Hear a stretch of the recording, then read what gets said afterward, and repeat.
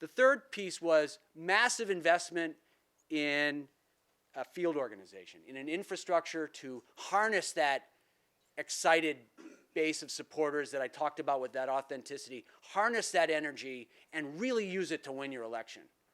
Really use it to actually go out and win states and win the country.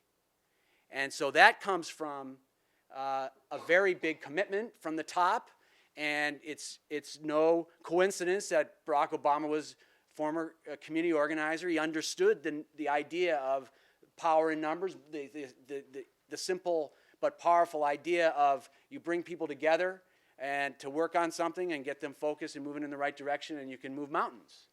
And this campaign did with enormous numbers of people. And it didn't come cheap, though. I mean, they invested heavily in field organization, in staff primarily. Ultimately, this campaign had about 4,000 staff people all around the country, and in offices. It was very decentralized.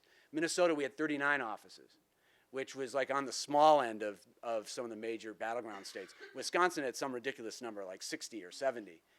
And staff in all of them. And so it takes an army to move an army. And it was this army of staff, decentralized out in offices, gave people a really easy way to get involved, come right into the office and engage with a staff person. And those staff people, their job wasn't really to go and talk to voters that much. It was actually to turn supporters into volunteers and help use their time and energy effectively. Like put the right lists in front of them, give them the right instructions, give them the right training and support to go out and actually talk to the right voters we think it's going to take to win this election. And this campaign did that well. And the final thing, the fourth thing I'd say, and it may sound sort of mundane or even problematic, and that is the campaign raised the resources it needed to win. And yes, the $675 million that Barack Obama raised this election cycle is a lot. And yes, it probably sounds the death knell of the public financing system of presidential races. But on the other hand, he could and he did. He had 3.5 million people giving him that money. It was like average contributions of about $80. So that was actually an extension of that intense buy-in by people in this campaign to the point where people were giving over and over again, small amounts of money at a time. And so if you're going to raise that kind of dough, not a bad way to raise it. And you can't argue that he's bought and sold by anyone, or you can say it's 3.5 million people, some special interest. So that raising the resources takes a win, and I put that out there because oftentimes progressives running races like to forget that. I see Ralph Remington in the audience, and Ralph and I had a long conversation about this when he first ran and made the commitment to raise the resources it took to win so that he could actually communicate his message to the right number of voters to win the election. So those four elements, I think, were really essential to the win. There are other things. The technical platform, the technology platform that this campaign was laid on was magnificent and unbelievable and really pushed the envelope in a bunch of ways. Very exciting. There were twists and turns and a lot of external things, obviously. There was the other side. But these four things, I think, are pretty essential to his success. And the reason I was attracted to this campaign is because those four elements are actually the Wellstone way. The Wellstone way taken to a huge scale and volume that I've never seen, but it's the Wellstone way. It's that same combination of things, authentic but good strategy, organization, and Paul Wellstone raised $10 million in 2002. So it's what it took to win, and he made that commitment to do it. And again, that was done with a broad funding base. And I think this is a model for progressives who want to go out and win elections. Those four components. It's actually non-ideological. I say progressives because I'm interested in seeing more progressives win office and exercise power, but it's non-ideological. I've seen this model work on the other side too. They are elements that are part of who you are, it's the total package of strength of candidate in a non-ideological way. And so we're talking about, it's fun to look at this big scale, the national campaign, the presidential race, and the U.S. Senate race with Paul Wellstone, and using this model.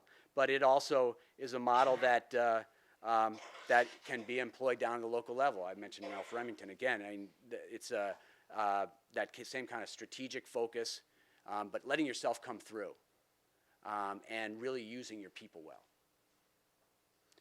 So that's what I wanted to say, and then I was going to open up for questions. I did want to just say a couple things about what's happening now in Wellstone Action.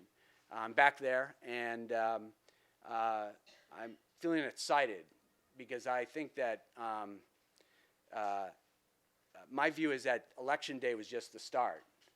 And we have a new president, and thank goodness, in a White House, and he's not going to be able to save the world. And the expectations are high, though. And so a lot more change has to happen at all levels. And what I hope to see happen is that of those hundreds of thousands of people who are actively involved, I mean, millions, he had 10 million people on his email list, 3.5 million donors, and probably about 250,000 like truly active volunteers all over the country. If just a small subset of that 250,000 decides, hey, maybe I can run for office myself, maybe that school board, that job, which is a tough job, but someone has to do it, I can do it, maybe. Maybe some people think about being candidates, and others, some of these field organizers that we thought, think about actually staying in this campaign work, because we need good people running these campaigns too. That's part of it. You need good people who know what they're doing surrounding the candidate, and it's hard to find good people, and young people, it's a hard job to stay in because it's very cyclical, right? But if we can get some of these young people to take the next step and become campaign managers, then we've got kind of then you've got a legacy of people who have a sense of how to win these races going out there. And so for Wellstone Action, we hope to play a role in that. We are a training center, as some people know, and we spent the last 6 years helping to, doing our part to, as sort of progressives, to first, remember 2003, get up out of the fetal position off the floor and dust ourselves off a little bit, and then like, hey, this is our country too. I think we're going to take it back now, and and ultimately we have. It took a while, and there's a lot of new leadership, but I actually think it's just the start, and that we should see new waves of people stepping forward and continuing that work, and not just leaving it to one person in the White House, however important he may be. So we're going to redouble our efforts. We're going to keep going out there and training candidates and training campaign workers and getting those young people to think about themselves as leaders, and think about have the young people think about careers in politics and public life, and so I'm really excited about the future of politics in the country, and I see a role for us in that, and so.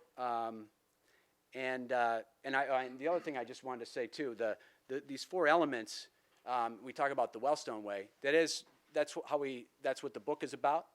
It's about taking these elements and others and putting it all together in an actual campaign. Very practical application. So you should all buy one, because and I can say this without any plugging my own book, because it's actually all the proceeds go to Wellstone Action, so we can go out and train those candidates. So you should buy 1 or 2 books, and if you don't want to read it yourself, give it to someone you think would be a good candidate. Tell them, just read this, and then let's talk. All right, do a little talent scouting. How about that? So with that, I'll stop and I guess open it up for questions.